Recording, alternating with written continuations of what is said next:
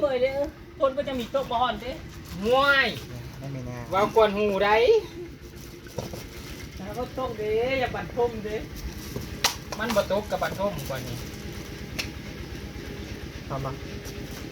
พอกันนะพ่อนี่บ่กินหลายดอกซิมบ่ซื่อนี่แต่พ่อคุ้มนะพันนั้นมันซื้อแบบต้มสัวไก่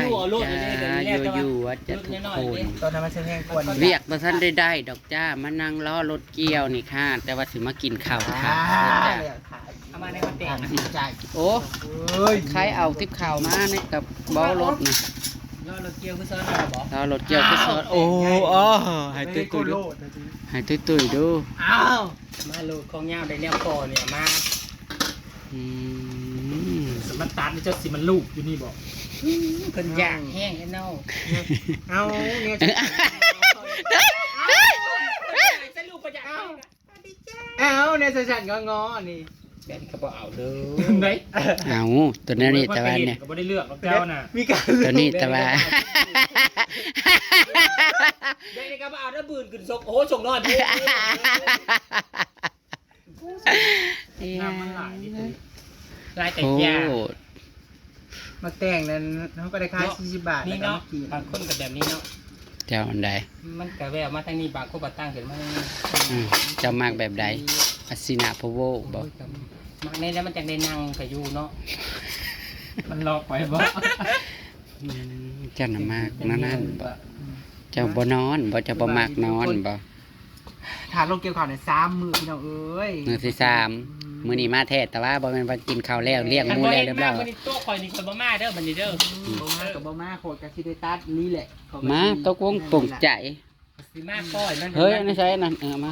มื้อนี้เราคือมาเด้อหักเฮาเพิ่นคือบ่อยากซะบ่ได้เดียวก็มาอยู่กินจังไปเล่นคันรถกินติดเดียวนี่แล้วก็สิพาไปนี่คือแจรถใหญ่ก็ได้รถเจ้าบ่เจ้าขับติด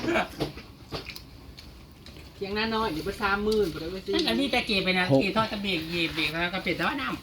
ำเป็นว่าซ้ำนี้ก็30,000พี่เด้อต้มเสื้อไก่จ้าพี่น้องมาถ้ามึงสองมาอยู่ก็น้องกันได้ให้เขาเผาให้เขามาปลูกผักอยู่วะไก่แคบบ่มาบ่ไก่ฉันน่ะบ่ม่วนเจ้ามาน่ะก็สิมานะฉันน่ะบ่ม่วนไก่ขี้รักนี่แหละ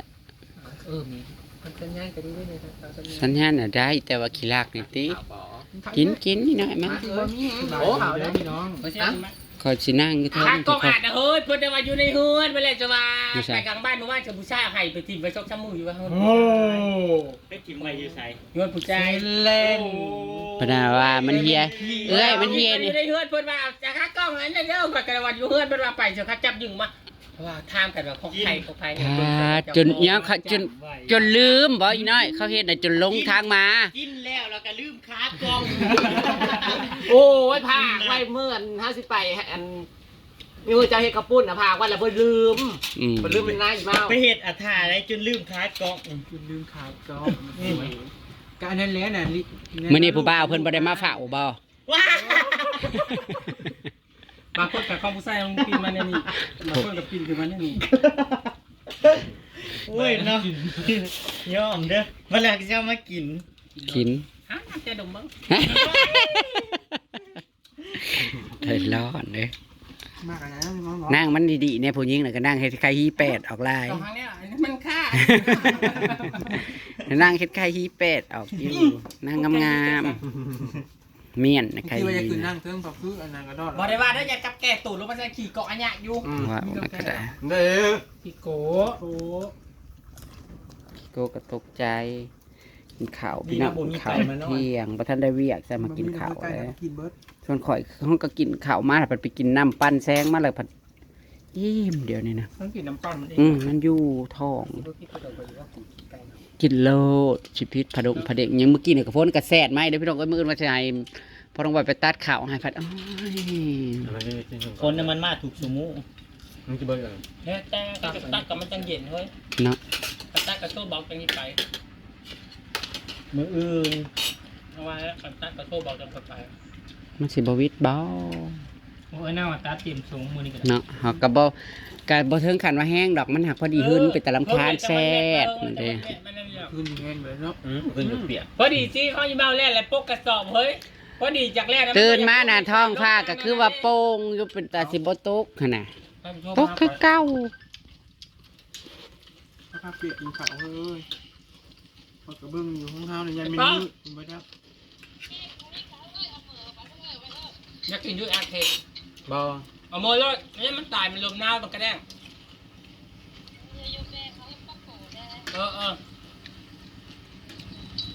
เราได้เฮ็ดบดเต็มกับตา หักนั่งแห้วแล้วเรากับผู้พายังบวกบักซี่ถ้าเอาเห็ดบดเขา เราไปอ๋อ เหนือมันขายไปแน่โอ้ยน้องมาถ่าวเอาน้ำเว้ยกันสิว่าอยากแบ่งมาให้เจ้าแก่งครับเราก็ไม่เอาให้ไปมันเอาขนาดกิน พี่สาวนี่เดี๋ยวนี้สุก เราไปหาหมองเก่าน่ะ จังลำลาวแล้วมึงจัง เดี๋ยวนี้สุกใส่กบ ก็ถีบไปที่ถีบ ซุปใส่เฮ็ดซุปเฮ็ดบดใส่กบ ไม่นั่งดูตุ๋ย น้องช้อนกันอัดชามเนาะ เอาข้าวตัวเองเพิ่นคือบ่กิน ใส่ทุกเขา เฮ้ยจะว่าเฮ็ดอันนั้นยังออกอยู่เฮ็ดนั่นแหละเฮ็ดอื่นอันยังป่าอยู่ เอา มอง ซา ไม่ เล้ ไหว ง จะก็ได้บ่จัก เอาซาเล้งพอวะเอารถถีบไปเฮ็ดซาเล้งไปเฮ็ดเป็นคนปั่น ดูตุ๋ย เอากับเกี่ยวเข่าเพิ่นแล้วนะเมื่อ5เฮ็ดอื่นมา1ไปกินปะ โอ้ยังออก เต็ บ่ มจะสวมแม่ข้าวเท้าลิลอนอยู่ คือบ่เก็บเอ้า บอกไปยังถามมู ถ่ายมันเฒ่าบ่ เอาไปกิน นี่น่ะผัดสิเป็นฮ้อนๆมาอีเลย อืม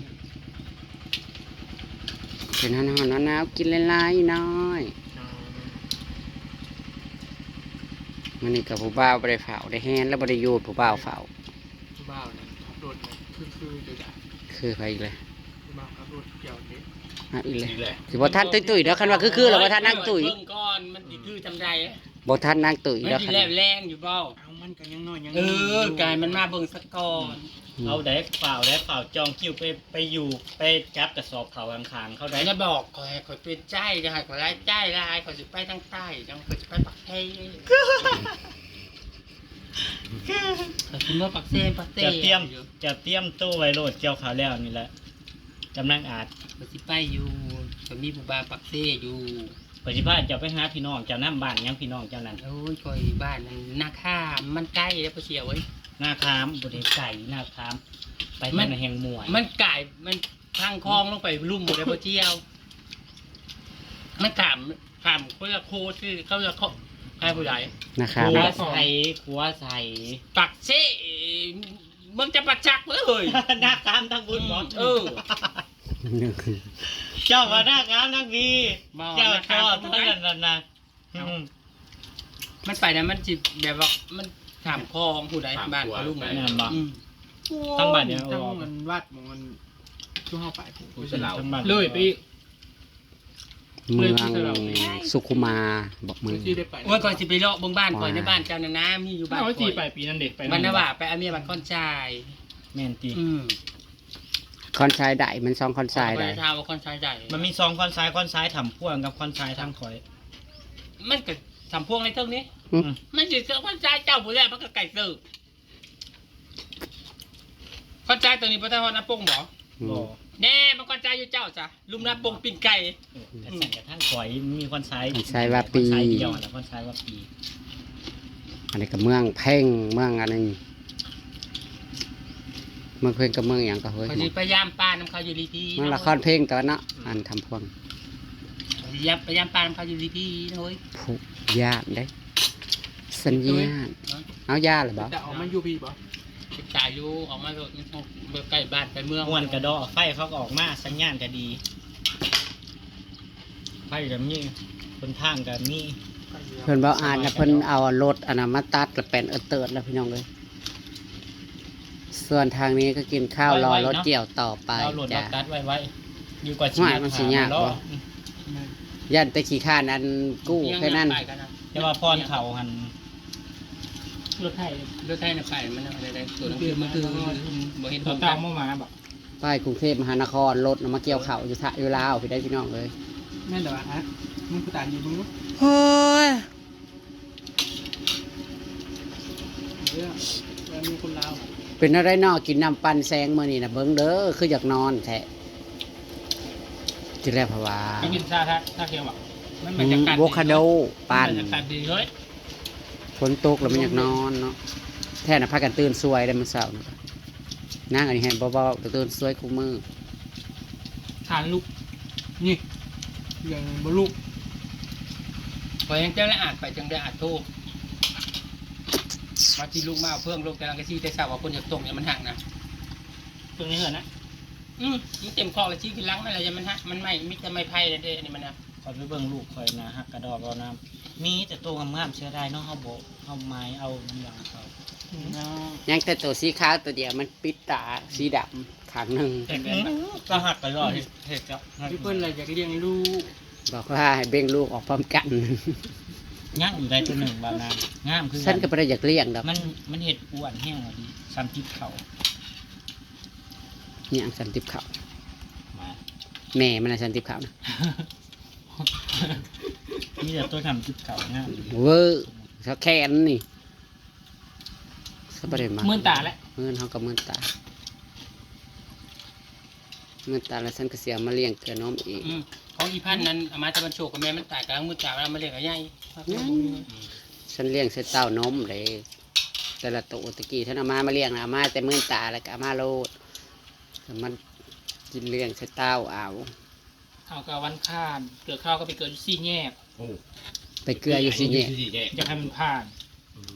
จะให้มันเป็นยังไง มือแรกหมาผ่านดิให้มันจืด ไปเกลืออยู่4แง่ เฮาบริว่าสิอยากได้มานั่นแค่ข้อแกมันหูแค่นั้น ได้ว่าไปไล่หนูไล่ตลอดเลย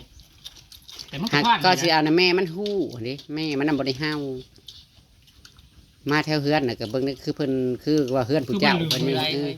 ตัวดำๆน่ะ มาด่างดิ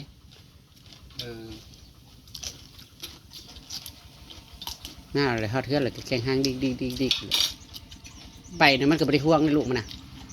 จะให้จับ มาบักตัวมันก็บ่ฮู้ บ่ได้ห่วง บัดเพิ่นผู้บ่แม่นผู้เจ้าน่ะมากินข้าวเฮือนเขาน่ะเฮา อืม มาพญาป่อง มาเฮือนหมู่ก็เฮาหมู่อ้าวคือฮ้อนมาบ่ไผก็ฮ้อนอยู่ อ๋ออยู่กันนะ นานมันตกแห้งได้นี่ไว้ได้ แต่ยังว่ามันอยู่กูสมองข่อยเบิ่งแล้วมื้อนี้ มันฮ้อนเบิ่นๆนี่เด้อนะ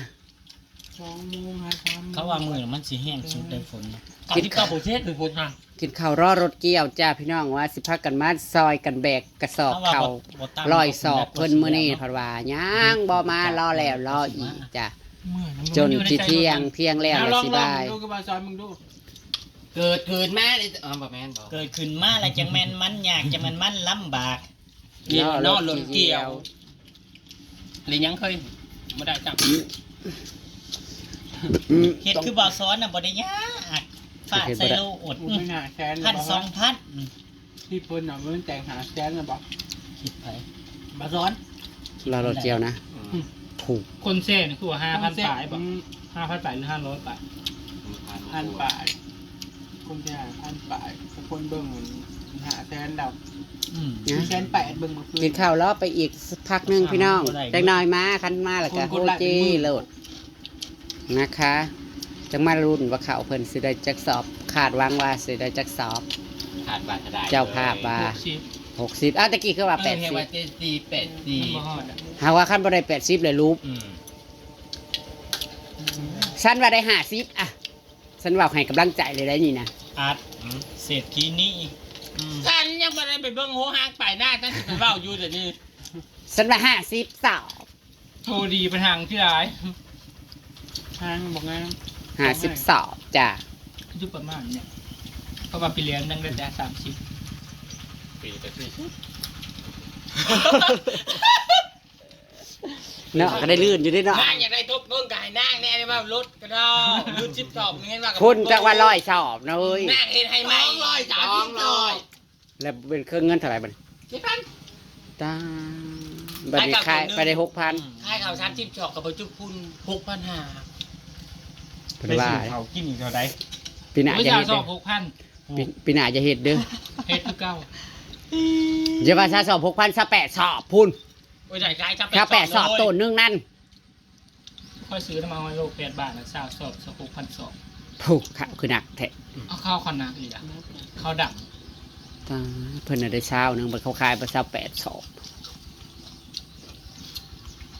นักกะยาแล้วก็บ่ได้หลาย ำจักข้าวเพิ่นเท่าไหร่นะ